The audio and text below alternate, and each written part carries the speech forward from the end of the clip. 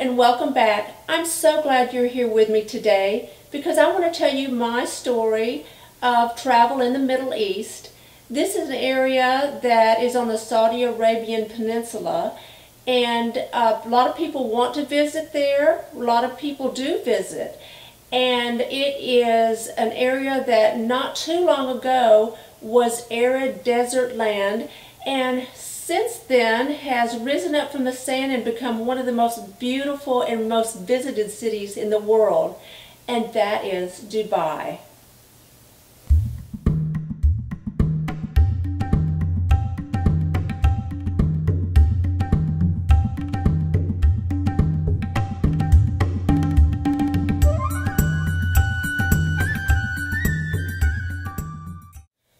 When we left the United States to go to Dubai, we flew from Dallas straight, non-stop, to Dubai. It took about 14.5 hours of flight, but we flew Emirates, which I highly recommend because it is very luxurious. When you get on the flight, they're playing Middle Eastern music. They have brightly colored silk pillows on the seats, and it's just an experience in itself. And if you're going to fly for 14.5 hours, you wouldn't want to fly with more attentive flight staff. They were just lovely. Enjoyed the 14.5 hour flight more than any other flight I've had. And the food was excellent, the service was wonderful. And when you arrive in Dubai, the first thing you're going to notice is how clean and new and fresh the airport is. A lot of times when you travel, you get to airports that were built long ago, but of course, like most things in Dubai, things are not that old. So I was very impressed with the airport, just gleaming marble, beautiful. And if you want to exchange currency, that's probably one of the best places to exchange. I don't know if they have the best exchange rate, but that would be convenient for you. Most shops do take credit cards. They like Visa cards.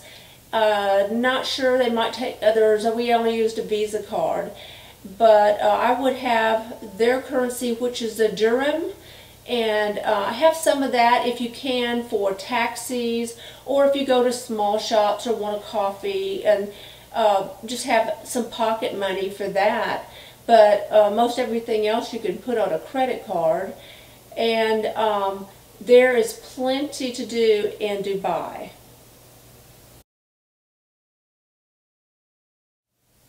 So after you get your luggage at the airport, you may have arranged for a driver to pick you up, or perhaps you just pick up a taxi that's there at the airport and they will take you to your hotel. And if you're concerned about safety, there's no need to be concerned. It's very safe in the area. And one of my concerns was dress. And so I just dressed very conservatively by American standards. And I noticed that the other Americans visiting and working in the area were dressed the same.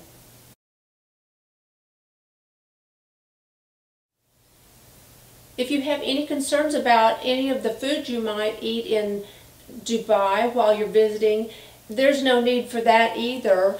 As a matter of fact, the first meal we ate in Dubai after arriving was Italian. So you'll find everything just like you do in the United States. Even in the mall areas, you have all the Western chain restaurants. And so you can either immerse yourself into the culture, or you can stay with what you're comfortable with and enjoy the time that you are there. And you'll have a lovely, lovely time.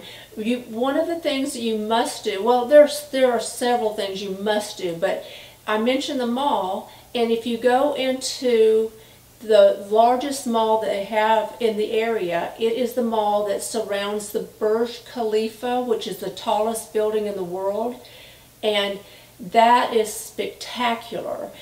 Just window shop to your heart's content. I just was in awe of how much was available. Opportunity to have the tour of the Burj Khalifa and go to the top, and we went at night, which was just phenomenal because you could actually see where the city was developed and then stops at the desert, and then the desert is just empty, and it's just something that's undescribable. You really have to see it.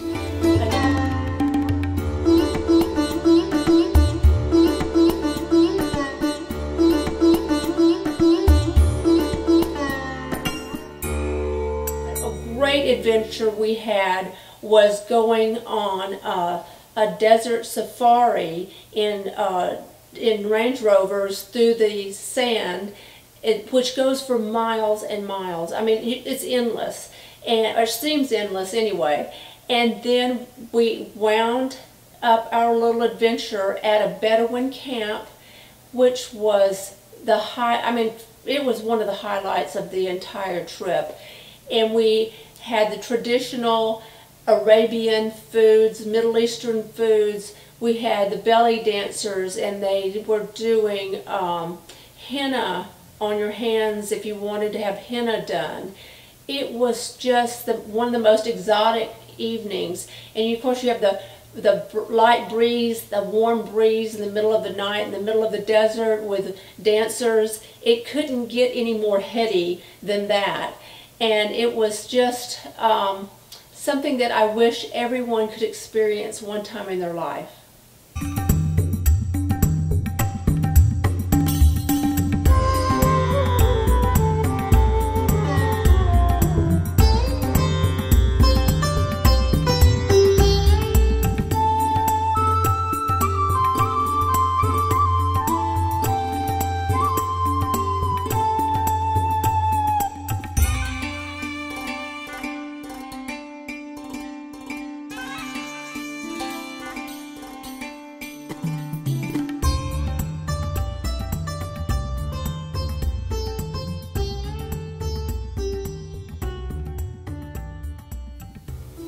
If you have the opportunity, go to the old market areas of Dubai, and that is a great example of the juxtaposition of the old Arabian culture and the international contemporary way of life that you find in Dubai. In the market areas, you'll see the gold souks with the beautiful glimmering jewelry in the windows, and you'll smell all the fresh spices in the air. And that is a great way to see both ways of life.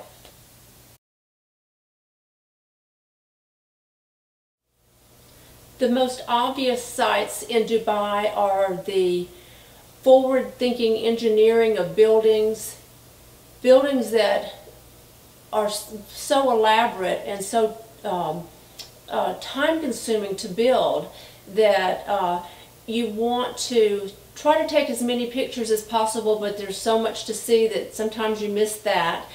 The Palm Islands that are developed, they're man-made islands that are developed, residential areas built. Those, I believe there are 3 of those that have been developed so far, and most of them, I believe, are sold. They've sold out, completely developed out and sold. But I'm sure that if you're interested in one, there's probably a seller out there. And then you will notice all of the very highly engineered interstate system. Abu Dhabi is a neighbor to Dubai, and both areas are highly developed. And I am just in awe of their engineering, of their ability to outthink most of us when it comes to engineering a city, because I cannot imagine this much construction going on at such a rapid pace in such a short period of time. If you go, I'm sure you're going to see those same sites, and probably more than I saw, because it develops every day. There's more and more going up.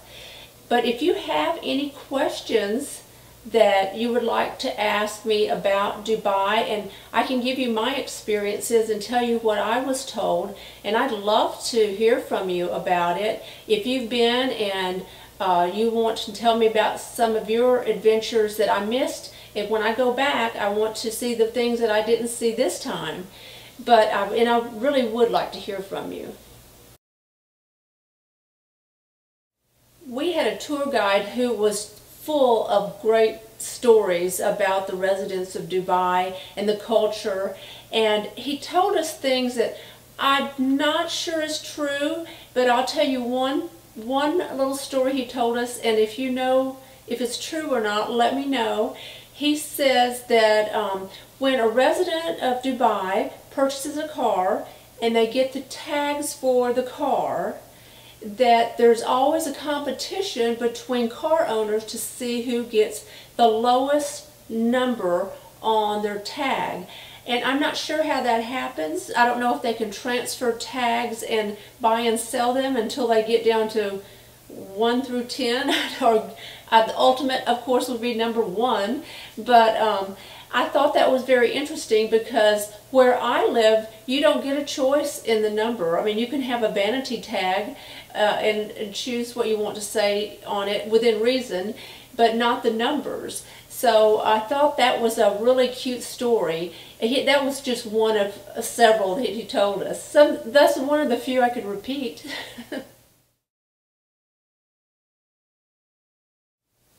My husband and I are enthusiastic travelers, and there's never been a time in my life that I wasn't traveling or had wanderlust. I think I probably just like the unknown. I rarely go back to a location I've been before. If I do go to a country I've been, I try to go to a different city.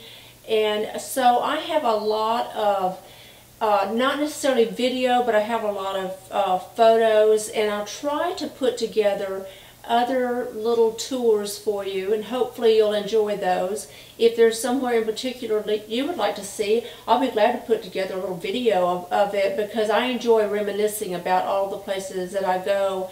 And if you do like these videos, give it a thumbs up. And I'd love to have you as a subscriber. Just tap the subscribe button and I'll notify you each time I make a post. Thank you.